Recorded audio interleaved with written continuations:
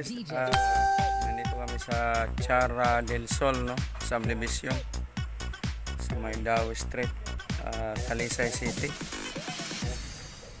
Nandito kami ang Lars sa Lipat Bahay Vlogs, mga idol. Ito, nandito kami sa loob sa Chara del Sol.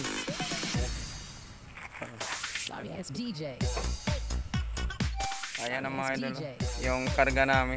Pangalawang hakot to mga idol. Itong hakot na to mga idol is discounted by Lars Lipat Bahay Vlogs, no? Discounted tayo, no? Kasi malapit nang magpasko mga idol. Malapit nang magpasko.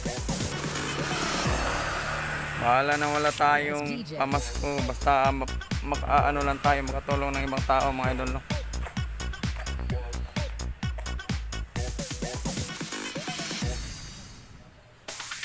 DJ.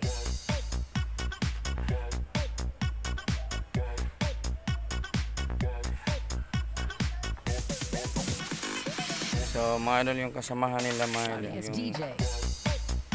yung siguro kapatid ng may-ari dyan na tumulong din sa paghakot ng mga gamit mga idol. Yan mga idol, ang tindi ng Lars Lipat Bahay Vlogs mga idol.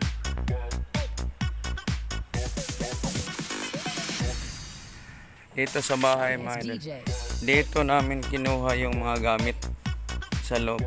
Dalawang hakot na ito mga idol. At may part 3 pa mga idol. Part 3. May part 3 pa mga idol. Yung anak nila mga idol. Yung may part 3 mga idol. Tatlong hakot mga idol. Alam nyo mga idol kung magkano. 1.3 lang mga idol. Discounted to mga idol. O, sinong magpalipat bahay dyan?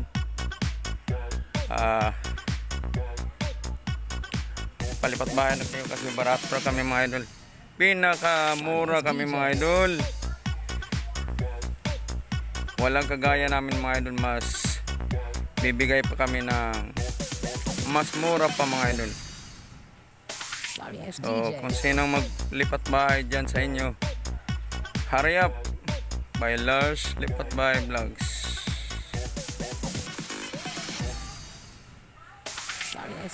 So hanggang dito na lang kami mga idol, no? So thank you for watching guys. At sa susunod na naman na meron tayong booking, no?